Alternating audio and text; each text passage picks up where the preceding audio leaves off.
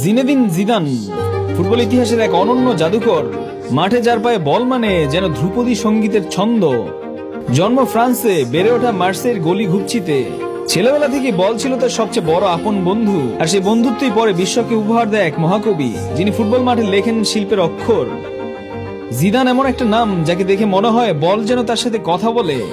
Ball receive করার সময় মনে হতো মধ্যাকর্ষণ শক্তি যেন কিছুক্ষণের জন্য জিদানের অধীনে চলে গেছে। ড্রিবলিং, ভিশন, পাসিং আর ফিনিশিং, প্রতিটা জায়গায় যেন ঈশ্বর নিজের হাতে তুলির আঁচড় দিয়েছেন। এমনকি মাঠের ভেতর তার উপস্থিতি ছিল এক প্রকার সম্মোহন। প্রতিপক্ষ যেন অদৃশ্য কারেন্টে জমে যেত, আর জিদান সেই জমাট মাঠে নিজের ছন্দে ছন্দে এগিয়ে যেত। 1998 বিশ্বকাপ, স্টেড দ্য ফ্রসের সেই রাত 2-2টা হেরে ব্রাজিলের স্বপ্ন ভেঙে পুরো ফ্রান্সকে মাতিয়ে দিলেন। একটা দেশ প্রথমবার বিশ্বকাপ জিতলো, আর তাতে রাজপুত্রের মুকুট পড়লো জিনেদিন জিদানের মাথায়। রিয়াল মাদ্রিদে এসেও গ্যালাক্টিকোদের মাঝেও তিনি ছিলেন সবচেয়ে উজ্জ্বল তারা।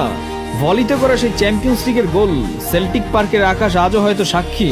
পৃথিবীর সবচেয়ে সুন্দর গোলগুলোর একটা। ওই মুহূর্তটা ঠিক যেন কোনো সিনেমার ফাইনাল দৃশ্য।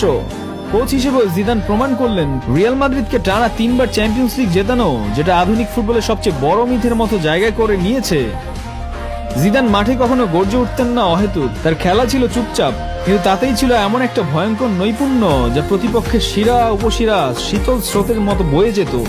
জিদান মানেই বলের নাচ, নীল আকাশের কবিতা। জিদান মানেই ফুটবল শিল্পের সবচেয়ে অমর এক অধ্যায়।